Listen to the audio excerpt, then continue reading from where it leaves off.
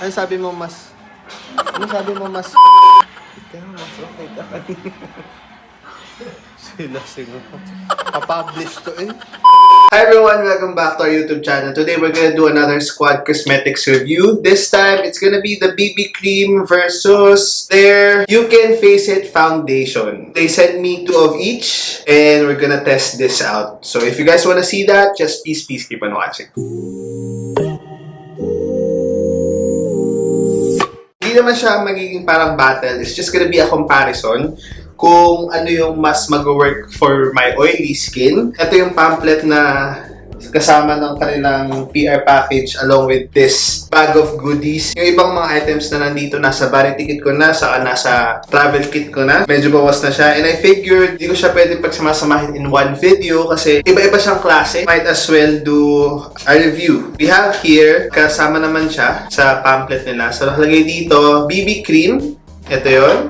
Covers imperfections and evens the skin tone. It moisturizes and brightens the skin while giving it added coverage for a naturally flawless look. It comes in 4 shades. I have here 2 of the 4 shades, warm beige and beige. And it costs 159 pesos. Very affordable in my opinion kasi you're getting 34 ml of product, 1.15 fluid ounce, more than the typical foundation na laman. And it has a pump. Clearly, nasa squeezed pump siya. It will expire on the year 2022. Cruelty-free. You Can Face It liquid foundation with buildable coverage that gives your skin a naturally fresh finish. It comes with 4 shades as well. Ang nakuha kong shade ay beige and light beige. And this one cost 180 pesos each. So, yun lang yung mga claims nila.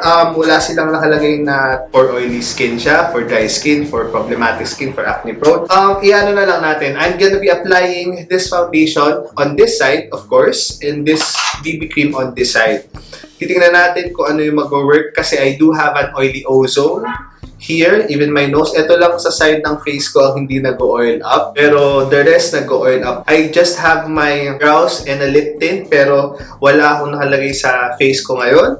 And yun. So itatry lang natin siya. Ito naman, itong kanilang You Can Face It, it has 11 grams. Pwede ko siyang i-apply dito sa area na to ng brush. We'll see. Pero this area, sponge lang gagamitin ko. Wala rin naman nilagay dito na instruction on how to use it. Siguro, they leave it to the consumers kung paano nila gustong gamitin. Ang difference lang is dito sa BB cream nila is merong nakalagay na SPF 20. I don't think na meron tong SPF. Pero I'll check muna sa kanilang IG website. So, ang difference lang, initial impression, syempre mas marami to. So, this one is 34 ml. This one is 11 grams, equivalent to 11 ml. So, definitely mas marami to. 159 pesos, 180 pesos. May SPF. Ito, walang nakalagay. So, but we'll see. Kasi in days where you don't need SPF, say for example, sa gabi ka may makeup, you're gonna be needing it sa flash photography, magpa-party ka, indoors yung event mo at alam mo na may flash photography, mas okay talaga ang foundations or face products na walang SPF kasi hindi siya magba-bounce back sa flash. Both beneficial, mas mahal lang to ng konti. So, we'll test that out. Zoom ko kayo ng konti. Yan yung tsura ng skin ko ngayon. Meron na akong blemish dito, tas paso ng plancha dito. Redness around my nose and here. So, mag-match muna tayo kung anong shade perfect for our skin tone. Sealed siya, parehas may pump. So, unahin natin yung beige. Dalawa siya, inahin ko yung beige. And mag-swatch ako dito. Wala kung kailangan siyang i-shade, pero yung mga ganito kaliliit na foundation, pwede siya talaga for travel. Pero, kaya lang ayaw lumabas. Why?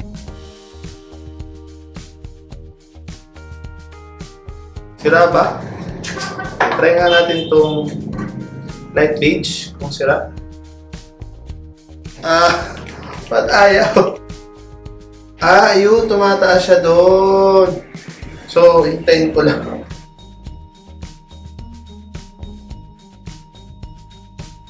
Ano nangyari? Ayun, lumabas. Okay. Ayun, ano to? Beige. Tagal. Tagal nun ah. Okay, so try natin dito. This one is beige. Okay, kahuli naman siya ng neck ko. Kaya lang medyo dark siya. So, typically, mas lighter talaga ang base ko sa neck. Okay naman siya, yellow undertone. Try lang natin itong light beige. Ayun. Okay.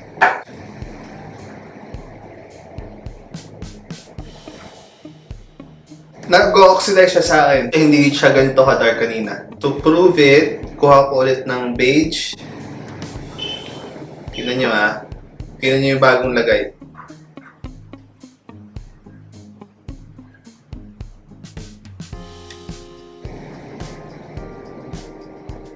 Ayun na, mas light. Ayan, nag-start na siya mag-dark. So, we'll go with the light beige for me. Light beige tayo. So, we'll apply this with a sponge. So, one pump is ganyan. Tapos, lagyan ko itong sponge. Actually, medyo darker pa nga ito sa akin. Ganda ng coverage. Okay, natakpan na niya lahat. Itong aking blemishes. Pero makita natin kanina, nag-oxidize siya. Matches naman. Pero baba pa rin natin. So, using a buffer brush like this para sa ating nako. Pwede ba siya ng fingers? Yes, pwede. Pero try natin ang brush. Okay, given. Pag brush, mas high coverage. Okay, wala namang streaks. Okay. Medyo darker na siya ito part na to kaysa dito. Pero ang ganda, it evened out my skin tone. Okay, yung coverage siya, I'd say medium. Medium to full. Medium na buildable. Okay naman siya mag-layer. Nice. Nice. Okay. Next natin is, halos walang na-soak up dun sa brush. Pero we'll remove it using the wipes na meron ako dito. Para sa BB natin later. Okay, halos wala na. But proceed with the BB cream. That's the side of the You Can Face It foundation. Okay naman siya. Wala naman sinabing matte or dewy. Pero ito may konting sheen pa tayo nakita. Ayan, nag-reflect ko siya. It's not as matte. I'd say satin. Try natin tong BB cream nila. Swatch it first here. I have here the shade Warm Beige and Beige. Try ko yung Warm Beige. Okay, meron agad lumabas. Okay, Warm Beige. Kita ko na agad na less yung coverage niya. Kasi syempre BB siya. Okay naman yung formula. It's not as liquidy. Ito yung beige. Parang mas gusto ko yung beige. Okay. Let's compare it dun sa beige nito at beige nung BB. So ito yung beige nung foundation. Ayan. Ito yung beige ng BB. Okay, mas light yung beige ng BB kaysa sa beige ng foundation. Okay, yung scent niya, wala namang strong scent. Mas parang ano lang to. Yung sa BB niya, parang mas skincare lotion yung scent. Okay, let's apply the beige one pump. Ito yung ginamit natin sa foundation. Let's use this side for the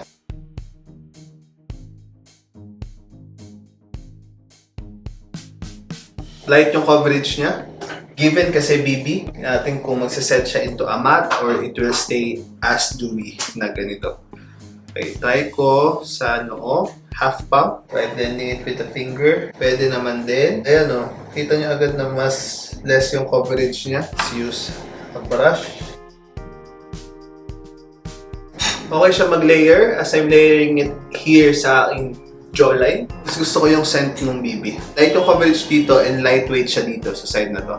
Alam mo na mas matte yung kabila. Mas may kintab tong side na to. Here. I'll just finish the rest of my face. Tapos babalik ako. I'll just put some contour on. Tapos magsiset lang ako ng powder. I'm gonna be using my Coty Air Span. Hindi tayo magbe-bake. Lagi naman pag nag-review ako ng foundation or BB cream, I don't bake. Kasi pag nag-bake tayo, ma-alter mo yung longevity niya. Dahil pag nagbe-bake, mas mapapatagal talaga yung foundation. Pero ngayon talaga, isa-set lang natin siya to see kung ano yung mas okay sa oily skin ko. So, I just did my face. Nag-contour lang ako ng konti, nag-set. Tapos, hindi na ako naglagay ng blush and highlighter kasi gusto nating makita kung kailan magpipeek through yung natural oil ko. Zoom out ko lang ngayon. That's how my face is looking right now. Pero parehas naman, hindi niya na-emphasize yung dry areas ko dito. Okay naman siya sa pores. At the moment, okay naman. Hanggang ngayon, wala pa rin. May bump, syempre, kasi yung aking pimple. Pero wala na yung redness around it. Pero syempre, if you need to cover up like blemishes, I'd say mas okay tong foundation side. Pero kung redness lang, tapos okay lang sa'yo may mag-peek through ng mga blemishes pa, at hindi siya masyadong done looking, okay tong BB cream na side. It's now 5:44 PM. Mag-check in na lang ako pag feeling ko na may nag-peek through na sa oil. Again, this is the BB cream side and this is the foundation side. Okay, lumabas na ako ng unit kasi andun yung family namin nila Bim and yung sa shot medyo maingay. This is how it's looking after 2 hours and 30 minutes approximately. Actually parehong side oily na pero I think ano ko ba mag-explain, mas Pino looking, mas put together ito kasi nga it's a foundation. The coverage is there, so mas flawless tignan. Pero itong side ito, it looks a lot natural. Pero I don't feel the need to blot yet. Siguro hantay ko muna kahit mga 30 minutes more kung magpa-blot na ako. But that's how it's looking. Okay, it's now 10:15. Lalaro siya. Ito ko na oily na ako, so try to blot. And ang gagawin natin, I'm gonna use one blotting sheet on each side para makita nyo kung sino yung mas oily. So ito yung BB cream side.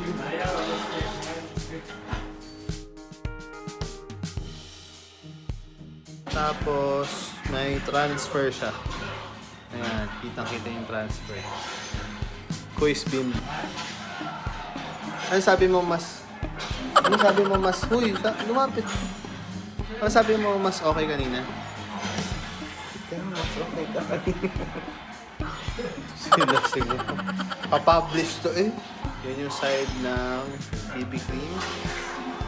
Kunin natin yung side ng foundation. Yung foundation walang transfer.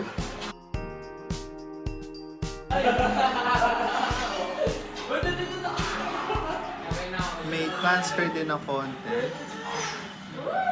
Tapos ito yung BB cream side. Honestly, parang parehas lang. Pero mas okay pa rin to kasi medyo maraming nabura sa after mga 3-4 hours. Pero parang mas oily itong BB cream side. So, balikan ko na lang kayo sa last check-in natin. Okay, we're back and it's now 1:40, almost 2 o'clock. Pero we started around 5:44, so for 8 hours. So as you can see, both sides oily na siya. Nag-rub off na siya dito sa part na to and sa nose areas because I often touch my nose. Pero magbablot pa rin tayo kasi gusto ko makita nyo yung oil control niya at the moment. So we're gonna be testing that out with 2 different blotting sheets for 2 different sides. So, itong side na to, of course, dito sa foundation. Ito dito sa BB cream. I have only blotted once. Actually, parehas may transfer. Mas oily sa side ng BB cream.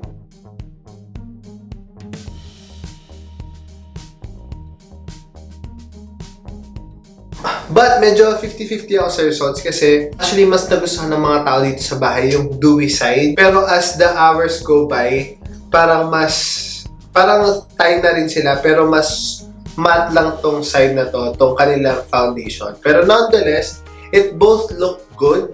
Kaya lang, me personally, mas gusto ko yung mas lightweight and mas may SPF, which is this side. But yun nga, if your skin needed more coverage, I gear towards this side, the foundation side. Pero kung for daily use, mas pipiliin ko yung SPF side because one, it's cheaper, 159 pesos lang. Two, meron siyang SPF 20. It's much more lightweight than this side.